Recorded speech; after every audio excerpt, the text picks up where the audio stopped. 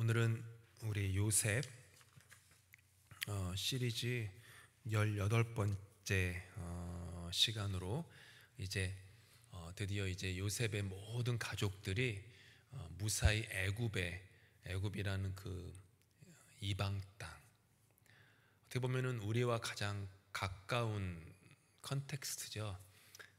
이민을 하게 되는 그런 이야기에 대해서 함께 묵상하도록 하겠습니다. 오늘 우리에게 주어진 본문은 창세기 47장 1절부터 12절이고요. 함께 교독하도록 하겠습니다. 요셉이 바로에게 가서 고하여 이르되 내 아버지와 내 형들과 그들의 양과 소와 모든 소유가 가나안 땅에서 와서 고센 땅에 있나이다 하고 그의 형들 중 5명을 택하여 바로에게 보이니 바로가 요셉의 형들에게 묻되 너희 생업이 무엇이냐? 그들이 바로에게 대답하되 종들은 목자이온데 우리와 선조가 다 그러하니이다 하고 그들이 또 바로에게 고하되 가나안 땅에 기근이 심하여 종들의 양떼를 칠 곳이 없기로 종들이 이곳에 거류하고자 왔사오니 원하건대 종들로 고센 땅에 살게 하소서. 바로가 요셉에게 말하여 이르되 내 아버지와 형들이 내게 왔은즉 애굽 땅이 내 앞에 있으니 땅의 좋은 곳에 내 아버지와 내 형들이 거주하게 하되 그들이 고센 땅에 거주하고 그들 중에 능력 있는 자가 있거든 그들로 내 가축을 관리하게 하라. 요셉이 자기 아버지 야곱을 인도하여 바로 앞에 서게 하니 야곱이 바로에게 축복하매 바로가 야곱에게 묻되 내 나이가 얼마냐? 야곱이 바로에게 아뢰되 내 나그네 길의 세월이 130년이니이다. 내 나이가 얼마 못 되니 우리 조상의 나그네 길의 연조에 미치지 못하나 험악한 세월을 보내었나이다 하고 야곱이 바로에게 축복하고 그 앞에서 나오니라. 요셉이 바로의 명령대로 그의 아버지와 그의 형들에게 거주할 곳을 주되 애굽의 좋은 땅 라암셋을 그들에게 주어 소유로 삼게 하고 또 그의 아버지와 그의 형들과 그의 아버지의 온 집에 그 식구를 따라 먹을 것을 주어 봉양하였더라. 아멘.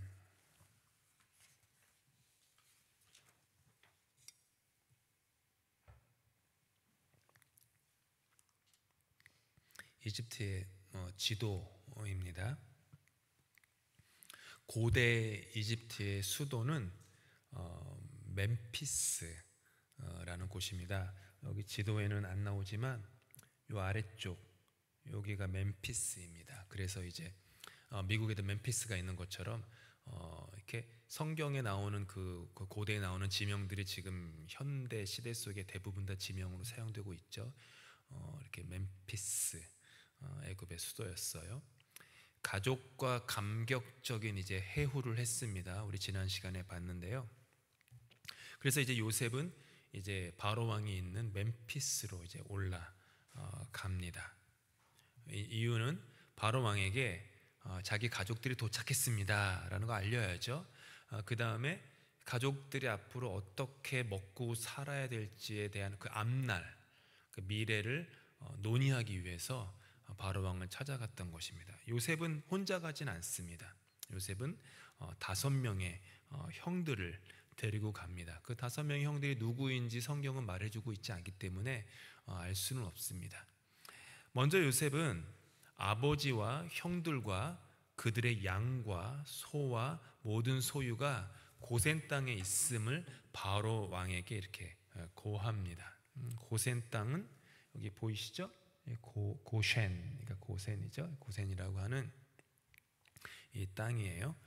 그러자 이제 바로 왕은 요셉의 형들에게 생업이 뭐냐고 묻습니다. 뭐하고 당신들의 직업이 뭡니까? 당신들의 그 가족들은 식솔들은 뭐하고 먹고 삽니까? 이 질문이었어요. 우리 지난 시간에 묵상했지만 창세기 46장에서 요셉의 형들에게 이미 어떤 답안지를 줘요. 그게 뭐냐 하면 바로 왕이 형들에게 직업을 묻거든 이렇게 답하세요. 우리의 직업은 목동입니다. 목자입니다라는 거죠.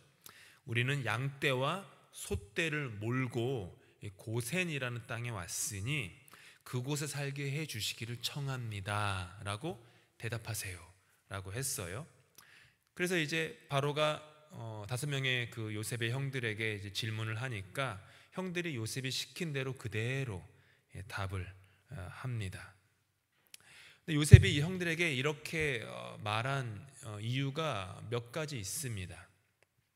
첫째, 요셉은 이스라엘의 2인자예요. 2인자의 가족이 이집트에 온 거예요. 다른 사람들이 긴장하지 않았겠습니까? 뭔가 뭔 일을 벌이려고 하나? 언제나 이 비리 중에 최고의 비리가 친인척 비리입니다. 친인척 비리, 늘상 벌어지는 비리, 특별히 한국 사회 늘상 벌어지는 비리, 친인척 비리. 또한 좀 후진국일수록 벌어지는 비리가 친인척 비리예요. 교회가 후진 교회일수록 친인척 비리가 벌어집니다. 세습 같은 것, 뭐 그런 거죠. 그런 게 벌어져요. 요셉은 바로 왕에게 형들의 입을 통해서 분명히 말한 거예요. 제 가족이 수백 명이 되는 가족이 애굽에 온 것은 어떤 정치적인 목적이 있지 않습니다. 이 얘기를 지금 하는 거예요. 애굽에서도 그들이 하던 목축업을 계속하고 싶으니 가축을 칠 초원인 고센 땅을 허락해 주십시오 라고 한 거예요. 물론 애굽인들이 목축업을 상당히 이렇게 개역 성경에서는 경멸했다라고 나오지만 또 뭐 세번역 성경에서는 꺼려했다라고 번역해요. 그렇게 하기 때문에 바로 왕이 그들의 청을 들어주리라는 확신이 요셉은 있었습니다. 이들이 정착하게 된 고센 땅은 지도에서는 이렇게 고센이라고 나왔는데 사실은 이게 아주 확실하지는 않습니다. 학자들에 따라서 멤피스가 이 아래쪽에 있는데 고센을 한 요 정도 지역으로 보는 사람도 있는데 대부분은 좀 위쪽으로 좀 봐요. 여기가 이제 왜냐하면은 이유가 본문 11절에 지금 고센을 아래쪽으로 보는 이유는 고센에 이제 다른 이름인 아까 라암셋이라고 나오지 않았습니까?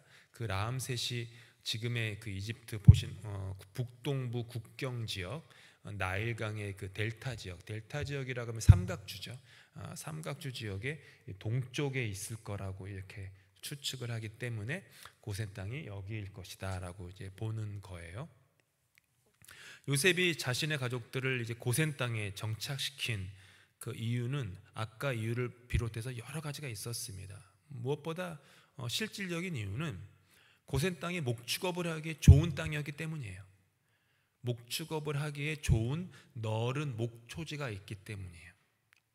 지금이야 뭐 너른 목초지가 있으면은 참 좋은 목초지다, 뭐 개발하기 좋다, 혹은 뭐 배산 임수를 중요시 여기는 한국 사회에서는 그 앞에 이제 물까지 있으면은 또 목초지가 있고 뒤에 산이 있으면은 더 할 나위 없이 우리 가문에 잘 되는 풍수지리 땅이다, 뭐 이렇게 막 좋아하겠지만 예전에는 그렇진 않았습니다.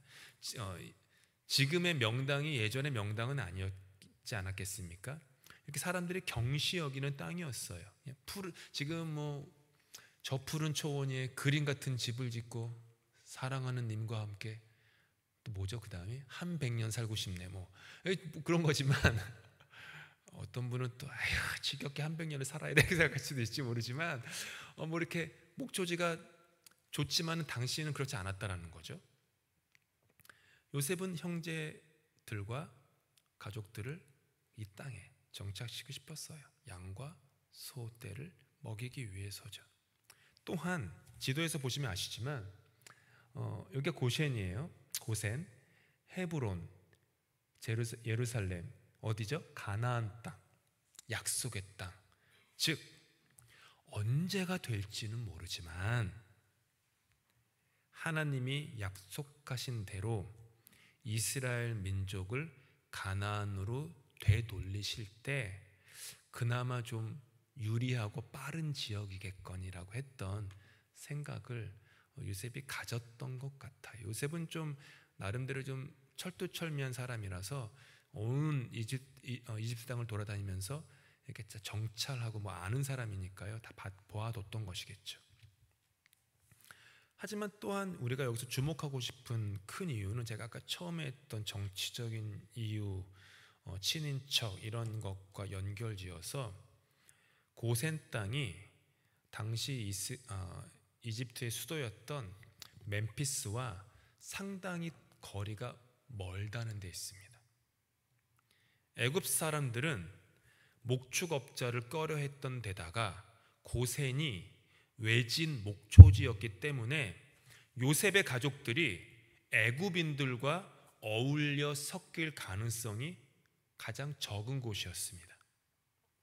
애굽은 수많은 우상들을 섬기는 곳이었습니다. 특별히 애굽은 달신, 달의 신을 참 비롯하여서 막 셀 수 없이 많았어요. 언제까지일지 모르지만 요셉의 생각으로는 자신의 가족들이 애굽 사람들과 가까이 섞여 살다 보면 이스라엘이라는 어떤 그 혈통을 서서히 상실하게 될까 좀 우려했던 것 같습니다. 지금이야 뭐 아니지만 예전에는 또 특히 유대인들에게는 이 혈통주의 혹은 뭐 순혈주의 이런 게 중요했기 때문에 그걸 지키려고 했던 것입니다. 하지만 그 이면에 있었던 가장 더 중요한 이유는 유대인들이 지금 애굽에 있는 자기 아버지 야곱의 가족들이 이집트를 비롯한 팔레스타인 그 지역의 모든 사람들과 구별되는 차이점 한 가지가 있었어요. 아주 도드라지는 한 가지. 생긴 것도 좀 비슷하고 키도 비슷하고 등치도 비슷하고 다 비슷한데 다른 건 한 가지는 이들만 유일신을 믿었다라는 거예요. 이들만 아브라함 때부터 유일하게 모든 사람들은 내가 믿는 신이 많으면 좋다. 다다익선. 그래가지고 뭐 많으면 많을수록 내가 복을 받을 가능성이 많다고 여겼는지 아니면은 두려움의 대상이 그만큼 많았는지 신들이 많았습니다. 근데 유일하게 요셉의 가족들 정확히 몇백 명인지는 모르지만 그들만 유일신을 믿었어요. 여호와 하나님. 요셉은 그걸 우려했던 거예요. 다른 애굽 사람들과 뒤섞여서 10년, 20년, 50년, 100년을 살다 보면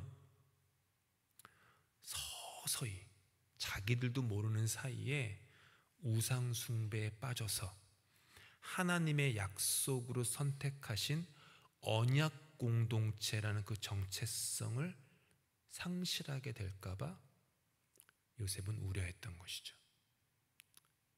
솔로몬도 그랬지 않습니까? 여러분 잘 아시는 대로 솔로몬은 시작도 좋았고 중간도 참 좋았어요. 부귀영화가 다 그에게 있었어요. 근데 그가 했던 치명적인 실수는 세력을 넓히는 가장 좋은 방법이 결혼이었지 않습니까? 그렇게 많은 결혼을 하면서 여러 나라들의 그 사람들을 왕비건 후궁이건 받아들였어요. 근데 그 여인들이 솔로몬을 사랑해서 온 것도 아니고 그리고 유일신 하나님을 믿겠다라고 하려고 했던 것도 아니고 그대로 이방신들을 믿던 그것들을 가지고 왔던 거죠. 그대로. 그러다 보니까 시간이 지나면서 이스라엘 땅에 그 좋던 정말 강대국이었던 하나님을만 섬기던 이스라엘이 그 이방신을 섬기는 그러면 신당들, 산당들 이런 것들 막 신상들이 막 세워지는 이런 일들이 벌어지게 되면서 나라가 반토막이 나게 되었잖아요. 그런 거예요. 요셉은 그거를 우려했기 때문에 그 부분을 미연에 방지하고자 하였던 것입니다. 그래서 오직 여호와 하나님만을 섬기겠다는 언약으로 말미암은 민족이에요. 그러니까 혈통으로 시작된 민족이라기보다는 언약으로 시작된 민족, 약속으로 시작됐다라는 거예요. 약속으로 그것을 지키고자 했던 것이죠. 또한 요셉은 가족을 애굽의 중앙 정치에서 동떨어진 그 고센 땅에 정착시킴으로써 아까 말씀드렸다시피 친인척의 정치 개입을 미연에 방지하고자 했습니다. 아시다시피 요셉은요, 청렴결백한 신앙인이었습니다. 요셉은 인생이 편할 때에나 인생이 고난으로 점철되어 있을 때에나 자기의 적이 많건 좋아하는 사람이 많건 언제나 청렴결백한 신앙을 견지했던 사람이에요. 수개월 전에 묵상했듯이 보디발의 집에서 정말 지혜롭게 승승장구할 때, 아무도 안 보는 상황 속에 보디발의 아내가 그를 성적으로 유혹할 때에도 요셉은 하나님이 모든 것을 보시는데 내가 어찌 이 큰 악을 행하겠습니까? 하고 그냥 도망치잖아요. 보디발의 아내가 은밀한 중에 유혹할 때 그냥 넘어가면 그 집안의 2인자 아닙니까? 2인자의 눈에 총애를 받아서 뭐 콩고물 뿐이겠습니까? 얼마나 삶이 편해지겠어요. 계산하면 그렇죠. 그런 거 안 해요. 요셉 언제나 하나님이 지금 나를 보고 있습니다. 내가 어떻게 그렇게 행하겠습니까? 이런 것이 요셉의 그 신앙이었어요. 그렇기 때문에 요셉은 지금 애굽의 2인자가 된 자기의 지위를 이용해서 누군가에게 어떤 특혜를 베풀거나 또한 누군가가 자신에게 청탁을 하는 것을 허용하지 않은 거예요. 그는 자신의 공적인 일을 함에 있어서 가족들로부터 불필요한 영향을 받고자 하지 않았던 것이죠. 이 모든 것은 자기를 지키기 위함이었고요, 가족을 지키기 위함이었고요, 자기에게 주어진, 어쨌든 요셉은 애굽의 총리잖아요. 애굽의 사람들을 지키기 위함이었어요. 모두를 지키기 위함이었어요. 제가 캐나다 사회의 깊은 곳까지 자세히 알지는 못하지만 다른 나라와 조금 나을 거라고 생각은 해요. 왜냐하면 캐나다에서 뉴스에 대서특필이라는 것이 그냥 막 진짜 대서특필이잖아요. 보면은 한국에서 대서특필되는 비리와 비교하면 좀 초라해 보일 때가 많아요. 네. 한국에서는 뭐 친인척이 뭐 돈의 양도 막 0이 막 여러 개 붙는데 여기서는 0이 별로 안 붙는데도 대서특필돼요. 여기서는 뭐 몇 조 원 막 이런데 여기서는 몇 천 불 대서특필돼요. 그 돈 받았다고 잘려요, 장관이 바로. 이런 일들. 그러니까 좀 다르죠. 하지만 없진 않다라는 거죠. 캐나다 사회가 참 정직한 사회인 것 같지만 이 백인 주류 사회 안에 돌아가는 걸 보면 굉장히 그 끼리끼리 그 네트워크에서 챙겨주는 게 굉장히 세거든요. 그래서 피부색이 다르거나 한 사람들이 들어가기가 너무너무 힘들어요. 너무너무 힘들어요. 그런 것이 여전히 있지만 한국에 비할 바는 아니죠. 한국 사회에서 중요한 게 있지 않습니까? 혈연, 지연, 학연. 이게 너무 중요해요. 교회에서도 이렇게 만나면 그것부터 물어보죠. 혈연, 지연, 학연. 그러면 또 괜히 더 가까워지는 것 같아요. 사회의 집단의식과 개개인의 성숙함이 부족할수록 뇌물과 청탁이 만연하기 마련입니다.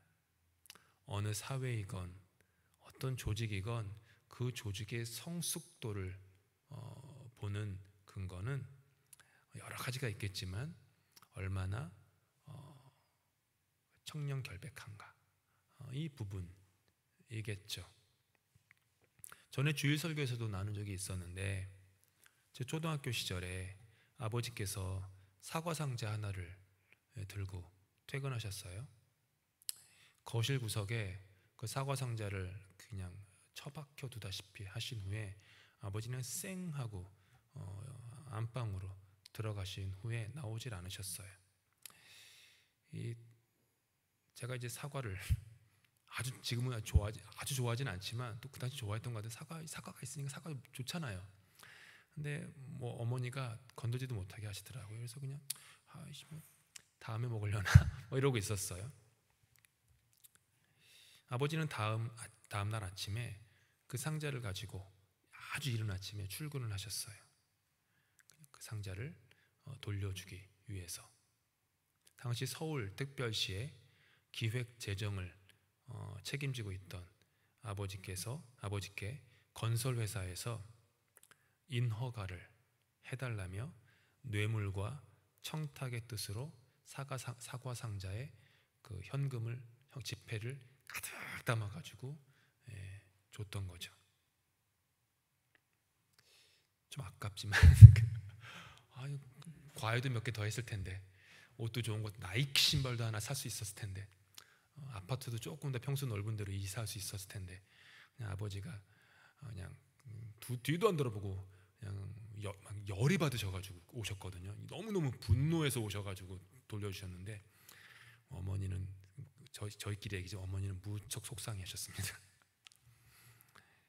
학교에서는 촌지가 횡행하고 정치인들은 비자금을 다 두고 있고, 모든 기업은, 심지어 교회도 회계 장부를 조작하거나 세금을 횡령하고, 온갖 종류의 상자들은 뇌물과 청탁의 목적으로 사용되는 그런 나라.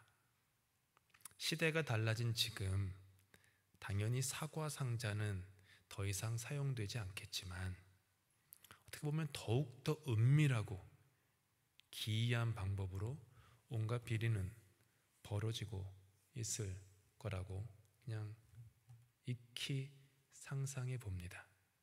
캐나다도 그렇다고 하더라고요. 온갖 곳에, 우리가 모르는 곳에. 기도를 열심히 하는 것보다, 아니, 기도하는 것만큼 요셉처럼 청렴한 삶을 살기 위해 애써야 합니다. 완벽할 수 없을 수는 있어요. 하지만 그래도 그냥 몸부림은 있어야 합니다. 교회에서 열심히 봉사하는 만큼 교회 밖에서도 그만큼의 열심 어린 정직함으로 인생을 살아내야 합니다.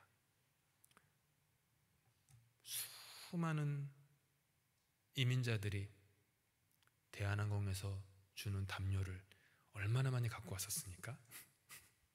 저도 하나 있었지만, 예전에 그냥 주는 게 아니거든요. 쓱 하고 갖고 오는 거거든요. 뭐 경험하셨는지 모르지만 가게에서 물건을 사다 보면 종업원이 실수로 그 가격을 잘못 매길 때가 있어요. 예를 들어서 뭐 4만 원짜리인데 1만 원짜리로 계산하거나, 나는 뻔히 알아요. 근데도 갑자기 생각나는 거죠. 3만 원. 3만 원이면. 그래서 저 사람 실수니까 모른 체 하고 넘어갈 때가 있어요. 더 받으면요, 그냥 눈에 불을 켜고 왜 더 받냐고 하는데, 실수로 조금 뭐 하면 원래 20% 할인인데 실수로 40% 할인해요. 그러면은 그냥 모른 척 쓱 갑니다. 그걸 뭐 꼭 죄라고 얘기하긴 그렇지만 마음속에 찝찝하면 오래 갈걸요. 그게 하나씩 둘씩 쌓이다 보면 삶이 조금씩 망가지는 겁니다. 국내와 국외로 선교 활동과 구호 활동을 열심히 하는 만큼 내 삶의 자리에서 타인을 향한 긍휼한 자비의 마음을 길러야 합니다. 이번 주 설교를 쓰는 중이라서 어떻게 나갈지 모르지만, 이번 주 설교 미리 그냥 맛을 보여드리면 어떤 형식과 내용에 대한 얘기를 할 것 같아요. 제가 묵상을. 그러니까 구제, 선교, 열정, 헌신, 기도, 금식 이런 형식은 있는데 내용은 있는 건가? 그 안에 누군가에게 누군가에게 얼마의 돈을 주지만 내가 그 사람을 향한 긍휼의 마음은 내용은 있는 건가? 이런 부분들에 대한 생각을 할 것 같아요. 어떻게 될지 모르겠어요. 설교가 어떻게 흘러갈지는. 근데 늘 거기에 대한 생각을 합니다. 왜냐하면 내가 하는 어떤 행위들이 내 마음도 거기에 있다라고 착각할 때가 저 안에 너무 많더라고요. 주의를 성수한다라는 행위가 있다라는 것이 하나님을 예배하는 마음이 있다라는 반증은 아니거든요. 반드시 그런 부분들이 나도 스스로 속고 있더라고요. 이게 어디서 제일 드러나면은 탕자의 비유. 큰아들은 늘 아버지의 집에 있었어요. 착각했어요. 내가 늘 아버지 곁에 있어서 아버지 앞에 신실하고 성실하고 충실하지 않았습니까? 근데 성경은 아닌 거예요. 아버지 곁에 있었지만 그는 아버지에게 신실하지도 충실하지도 성실하지도 않았어요. 근데 착각했어요. 왜? 아버지 곁에 있었으니까요. 차라리 아버지 곁을 떠나서 탕자처럼 막 살았으면 너무 명확하잖아요. 내가 아버지의 마음을 아프게 한 거, 아버지한테 신실하지도 성실하지도 충실하지 않은 거 너무 명확하니까 차라리 그런 죄인이면 내가 죄인인 걸 분명히 알 텐데 아버지 집, 즉 교회라고 하는 울타리에 계속 있다 보니까 내가 탕자인지도 모르고 내가 죄인인 줄도 모르고 사는 거예요. 나 주일 지키는데, 헌금 이렇게 하는데, 뭐뭐 맡아서 봉사하는데, 직분이 있는데, 나 목사인데, 나 목회한 지 몇 년 됐는데, 이런 것으로 스스로 착각하게 된다는 것이죠. 그런 것들이 우리 안에 얼마나 많은가. 교회를 향한, 특별히 한국 교회를 향한 세상의 비판이 많습니다. 일견 타당하지 않은 것도 있다고 생각합니다. 하지만 대부분은 합리적이고 이성적인 비판인 때가 많습니다. 세상에서 교회는, 특별히 한국 교회는 이타적인 곳이 아니라 이기적인 곳이 된 지 오래입니다. 세상에서 교회는 자비와 용서가 있는 곳이라기보다는 정죄와 분열이 더 많은 곳으로 인식되어지고 있어요. 뉴스에서 보는 게 늘 그거니까요. 또 한편으로는 자기만의 세상에 갇혀서 자기들만의 법과 원리와 원칙을 가지고 세상의 법 위에 치유의 법권으로 존립하려는 것으로 보입니다. 그래서 교회에서건 교단에서건 한국에서 가끔 눈여겨보진 않아요. 제가 있는 목회지가 여기니까 눈여겨보니 가끔 뉴스를 보면은 노회나 어디서 뭔가 해가지고 할 때 분리하면요, 교회는 돌아가는 방식이 다릅니다. 세상의 법으로 적용하지 말고 꼭 요 논리가 쓱 들어오더라고요. 그러니까 치유의 법권이 있는 곳, 가족을 고센 땅에 정착시킨 요셉의 모습을 제가 지금 꽤 긴 시간 동안 설명했는데, 이 모습을 통해서 어떻게 보면은 미래의 교회의 모습, 새로워져야 할 교회의 모습, 어쩌면 한참 젊은 어린 세대들이 교회를 향한 막연한 기대? 그래도 교회는 달라야 되지 않아요? 그 정도의 교회라면 한번 가보고 싶어요 라는 그런 교회의 모습들이 가족을 고센 땅에 정착시킨 요셉의 그 의도에서, 숨겨진 의도에서 어느 정도 드러나지는 않은가 생각을 해봅니다. 요셉은 자신의 형들을 먼저 바로 왕과 만나게 하였습니다. 그리고 그 후에 아버지 야곱을 만나게 합니다. 순서가 그래요. 근데 이거를 한 신학자는 왜 이렇게 했을까? 이 이유를 이렇게 얘기하더라고요. 아버지의 존엄성과 하나님과 맺는 계약의 수령자인 이스라엘 민족의 존엄성이 조금이라도 손상되는 일이 없도록 하기 위해서. 이게 풀어 설명하면 이런 거예요. 아버지 야곱이 바로 왕에게 머리를 조아리고 자신들의 가족에게 자비와 혜택을 부어달라고 부탁하지 않도록 하기 위해서 그렇게 했다라고 해석을 하더라고요. 요셉의 5 형들은 바로 왕 앞에서 3번에 걸쳐서 자신들을 종들이라고 얘기해요. 종들이 이렇게 얘기해요. 그런데 요셉은 아버지 야곱이 바로 왕 앞에서 이 종이라고 말하는 것을 원치 않았다라는 거예요. 아무리 바로 왕이 천하에서 위세가 등등한 왕이라지만 자신의 아버지 야곱이 믿는, 그리고 아버지 야곱과 언약을 맺으신 하나님과 비할 바가 있겠냐라는 거예요. 요셉은 아버지 야곱에게 주어진 하나님의 언약을 알고 있었습니다.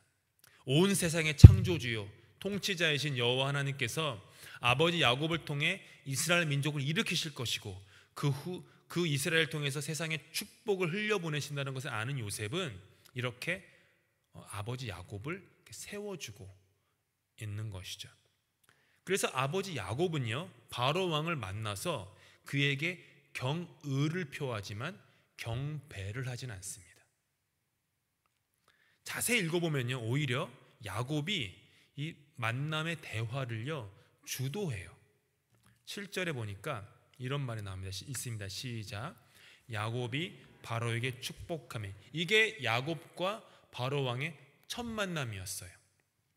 그리고 만남의 마지막은 이렇게 마무리됩니다. 10절 있습니다. 시작. 야곱이 바로에게 축복하고 그 앞에서 나오니라. 뭐죠? 야곱의 축복으로 만남이 시작되고 야곱의 축복으로 만남이 마무리가 되는 거예요. 물론 여기서의 축복은 일종의 만수무강을 기원합니다. 뭐 이런 표현이겠죠. 하지만 야곱은 여호와 하나님의 이름으로 그것을 빌었을 것입니다. 이렇게 야곱이 오히려 참 130세 된 험악한 인생을 살았던 노인이 그 바로왕 이방신을 믿는 가장 우두머리인 그 사람에게 오히려 하나님의 축복을 비는 모습. 바로왕은요 하나님을 믿는 사람이 아닙니다. 그는 수없이 많은 이방신들을 믿는 통치자예요. 만약 바로왕이 요셉에게서 여호와 하나님에 대해 들었다면 바로왕은 여호와 하나님만을 믿는 사람이 아니라 여호와 하나님도 추가하여서 믿었겠죠. 바로왕은 유일하신 하나님을 믿는 사람이 아닙니다. 그런데 놀라운 것은 그럼에도 불구하고 요셉의 아버지 야곱은 여호와의 이름으로 바로왕을 축복했다라는 거예요. 그가 잘 되기를 빌었다라는 거예요. 여기서 알 수 있는 게 뭐냐면 우리는 하나님이 우리에게 원하시는 것은 다른 사람이 잘 되기를 여호와께 구하는 그 마음, 그걸 하나님이 우리에게 원하시는 거예요. 그냥 인간적인 감정으로도 그 사람 혹은 그 교회, 그 조직이 잘 되기를 바라는 그 마음이 있어서 우러나서 하는 기도만이 아니라 그렇지 않은 사람, 그렇지 않은 조직, 그렇지 않은 공동체를 위해서도 그곳이 잘 되기를 바라는, 진심으로 잘 되기를 바라는 그런 마음, 그런 기도가 있어야 한다라는 거예요. 왜냐하면 여호와 하나님을 믿는 신앙은 경쟁이 아니기 때문이에요. 하나님은 경쟁하는 분이 아니세요. 그래서 성경은 계속 하나님은 모든 것 위에 있는 분이 경쟁하실 이유가 없어요. 나는 스스로 있는 자다라고 하셨잖아요. 모세가 이름이 뭡니까 물어보니까 I am who I am. 나는 스스로, 이게 이게 뭐냐면 나는 경쟁하지 않는 자다라는 거예요. 어떻게 보면은요. 나는 경쟁하지 않는 자다. 세상은요 다른 사람을 짓눌러야 내가 올라가는 원리가 작동합니다. 캐나다 사회에는 모르지만 그냥 한국 사회를 제가 그냥 어줍잖게 미디어를 통해서건 여러 가지 드라마나 이런 걸 봐도 한국 사회 일면이 나오잖아요. 예능을 봐도 어떻게 보면 한국 사회 일면이 나오는데 보면은 느끼는 게 안타까운 것은 다른 사람과 공존하려는 사회의 그 집단 그 생각이 있다기보다는 다른 사람이 경쟁자예요. 근데 아주 어린 초등학교 애들도요 그 경쟁자로 여기더라고요. 학급의 학우들을 경쟁자. 하나님의 나라는 그렇지 않습니다. 하나님의 나라는 그렇지 않아요. 세상은 깔때기와 같아서 소수의 사람만 그 안으로 들어가서 성공해요. 경쟁사지 하나님인데 성경은 말씀하잖아요. 하나님의 나라에는 거할 곳이 많다. 거할 곳이 많은데 뭐하러 경쟁하며? 거할 곳이 없으니까 경쟁하죠. 집을 살 수 없으니까 경쟁하는 거고, 100대 1, 1000대 1이 돼서야 직장 구할 수 있으니까 경쟁하는 거고, 그런 거잖아요. 근데 하나님은 아버지 집에는, 예수님 말씀, 아버지 집에는 거할 곳이 많다. 무지하게 많다. 거할 곳이. 얼마나 복음입니까? 거할 곳이 너무 많은데 뭐하러 경쟁합니까? 뭐하러 그 사람보다 앞서가려고 막 바둥바둥 할 이유가 뭐, 거할 곳이 그렇게 많은데. 하나님의 마음이 그렇게 넓은 거예요. 넓으신 하나님을 믿는다면 우리의 마음도 넓어져야겠죠. 또한 성경은 우리에게 이렇게 가르쳐 줍니다. 함께 있습니다. 시작. 어느 집에 들어가든지 먼저 말하되 이 집이 평안할지어다 하라. 만일 평안을 받을 사람이 거기 있으면 너희의 평안이 그에게 머물 것이요 그렇지 않으면 너희에게로 돌아오리라. 예수님께서 그 제자들에게 하신 말씀이에요. 제자들아, 너희들이 가게 되면, 전도 여행하다 보면, 인생 살다 보면 너희를 환영하는 집도 있고 환영하지 않는 집도 있을 것이다. 그러니까 주님이 말씀하잖아요. 어느 집이에요. 이게 뭐예요? 믿는 사람의 집에 들어가거든 먼저 말하되 이 집이 평안할지어다 하면 복을 구해라. 이런 말이 아니에요. 어느 집이든지, 믿는 사람의 집이든지 믿지 않는 사람의 집이든지, 마음에 드는 사람의 집이든지 마음에 들지 않는 사람의 집이든지, 성격이 너무너무 온유하고 그냥 세상에 법 없이도 사는 사람이야 같은 사람의 집이든지, 개차반의 성격을 가진 사람의 집이든지 상관없이 누구든지 간에 그 사람, 그 집에 복을 빌어라 라는 거예요. 무조건 복을 빌어라. 너희는 만약 하나님의 축복이 거할 자격이 있는 곳이라면, 그 집이라면, 하나님의 축복이 거할 자격이 있는 사람이라면 너희가 구한 그 축복이 거기에 머물 것이다. 만약 그렇지 않다면 너희가 빈 그 축복이 너희에게로 돌아올 것이다. 굳이 장사꾼의 계산을 드리자면 믿지는 장사 아니라는 거잖아요. 축복을 비는 게 손해보는 거 아니다. 축복을 받을 만한 사람이면 너가 빈 축복이 그에게 임할 것이고, 그렇지 않으면 네가 구한 그 축복이 너의 열매로 돌아올 것이다. 그러니까 너는 무조건 어느 누구든지 축복하며 지내라. 저주하지 말아라. 미워하지 말아라. 시기하지 말아라. 질투하지 말아라. 경쟁하지 말아라. 축복은 하나님이 하시는 거예요. 심판도 하나님이 하시는 거예요. 그렇다면 하나님이 이렇게 말씀하죠. 너 월권하지 마. 너 지금 선 넘었어. 내가 나만 축복하는데 너가 축복하려고 하고 있어. 나만 그 사람이건 어디건 심판할 수 있는데 너가 지금 심판하려고 하고 있어. 너 선 넘었네. 월권했어. 하나님 혼내시는 거예요. 그러면 그건 우리 영역이 아닙니다. 우리는 축복을 비는. 그래서 우리는 누구를 위해서든지 축복을 빌 수 있어야 합니다.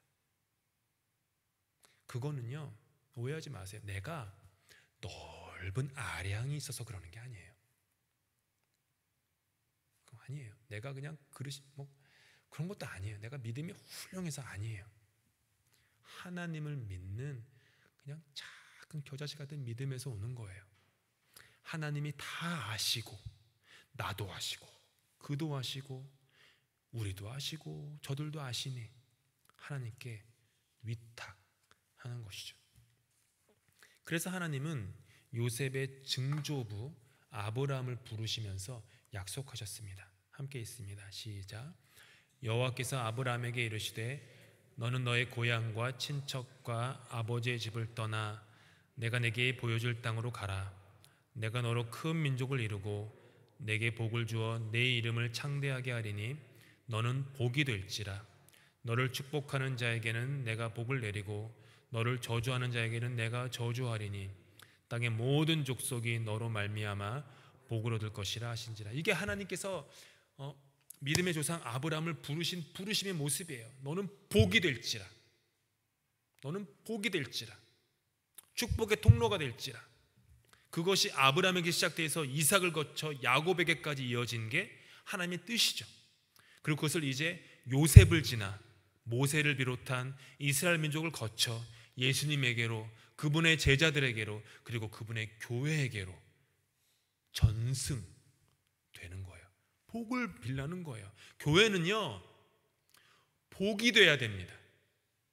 여러분 잊지 마세요. 교회는요, 복이 돼야 돼요. 축복의 통로가 돼야 됩니다. 런던 한인교회가 하필이면 이 자리에 세워진 것은 하나님의 신묘막측하신 뜻이 분명히 있기 때문입니다. 이 자리에 우리가 왜 있을까요? 하나님께서 몇십 년 후에 이 부동산이 올라가지고 우리 교회의 자산을 늘리게 하시고자 수십 년 전에 그 루터교 교회를 그렇게 싼 값에 구매하게 하신 그런 건가요? 하나님이 그 끝에 영이 몇 개 붙는 것 같고 기뻐하시고 잘됐다 그 정도로 하나님이 작으신 분인가요? 아니죠. 이 교회에, 왜 이곳에 교회를 두셨을까? 우리끼리 막 하라고? 아니죠. 런던 한인교회가 복의 근원, 축복의 통로가 되게끔 하기 위한 하나님의 섭리인 겁니다. 하나님의 배치입니다. 그래서 우리는 늘 기도해야 됩니다. 하나님, 런던 한인교회 때문에 이웃이 복받게 해주세요. 런던 한인교회 때문에 이 주변 사람들이 행복하게 해주세요. 런던 한인교회 때문에 이 주변이 그냥 웃음이 넘치고 기쁨과 자유와 평화와 회복과 은혜가 넘치게 해주세요. 이 주변 사람들이 런던 한인교회 덕보게 해주세요. 이 정도의 마음이 있어야 됩니다. 그러면 그런 마음을 갖고 이 교회를 다니는 신도들의 마음은 얼마나 벅차겠습니까? 그래, 내가 나를 비롯한 이 교회가 이 주변 사람에게 덕을 끼치고 있어. 사람들이 와서 우리 교회에게 런던 한인교회 덕분이에요 라는 얘기를 많이 들으면 좋겠어요. 덕분이에요. 여러분 덕분이에요. 덕분이에요. 덕분이에요. 우리 교회 때문에 교회에 오는 모든 분들이 잘 되면 좋겠습니다. 제가 그냥 잘 되면 좋겠다는 것은 그냥 세속적으로도 잘 되면 좋겠고요, 영적으로도, 관계적으로도, 마음적으로도요, 잘 되면 좋겠습니다. 우리 교회 때문에 교회 주변이 정말 잘 되면 좋겠어요. 지역사회의 빛과 소금이 되면 참 좋겠습니다. 야곱이 바로 왕을 위해서 복을 빌었습니다. 우리도 그 누구든지 간에 복을 빕시다. 복을 빕시다. 혹시 마음속에 이렇게 좀 갈고리처럼 여러분의 마음을 긁는 분이 있다면 한번 오늘 집에 가셔서 주무시기 전에 짧더라도요, 그분을 향해서 진심으로 복을 빌어보세요. 복을 빌어보세요. 그렇다고 남편 옆에 가서 아내 옆에 가서 복을 빌는 게 아니에요. 복을 빌어보세요. 받을만 하면 그에게 임할 것이고, 그렇지 않다면 여러분에게 임할 것입니다. 함께 기도하고 주기도문으로 예배 마칩니다. 하나님, 요셉의 가족들이 애굽 땅에, 고센 땅에 정착했습니다. 언어도 다르고 문화도 다르고 먹는 것도 다르고 입는 것도 다르고 다 다른 낯선 이방 땅에 그들이 갔지만 하나님께서는 그곳에서조차 그들의 생업을 보장하여 주셨습니다. 우리가 어디 있든지 간에 우리의 삶을, 우리의 생업을 보장하여 주시는 하나님을 믿으며 아브라함처럼, 이삭처럼, 야곱처럼, 요셉처럼 믿음으로 우리의 삶의 여정을 걸어가게 하여 주시옵소서. 이 교회 덕분에 이 주변 지역사회가 복받기를 원합니다. 내 잔이 차고 넘치나다라는 다윗의 고백처럼 하나님의 복이 이 교회를 그냥 찰랑찰랑 채우는 정도가 아니라 차고 넘쳐서 주변에 아낌없이 흘러가서 지역사회를 밝히는 빛과 소금 되도록 이 교회를, 그리고 이 교회에 속한 한 사람 한 사람의 교회된 우리를 주님 인도하여 주시옵소서. 주님께서 하신 기도로 예배 마칩니다. 하늘에 계신 우리 아버지, 아버지의 이름을 거룩하게 하시며 아버지의 나라가 오게 하시며 아버지의 뜻이 하늘에서와 같이 땅에서도 이루어지게 하소서. 오늘 우리에게 일용할 양식을 주시고 우리가 우리에게 잘못한 사람을 용서하여 준 것 같이 우리 죄를 용서하여 주시고 우리를 시험에 빠지지 않게 하시고 악에서 구하소서. 나라와 권능과 영광이 영원히 아버지의 것입니다. 아멘.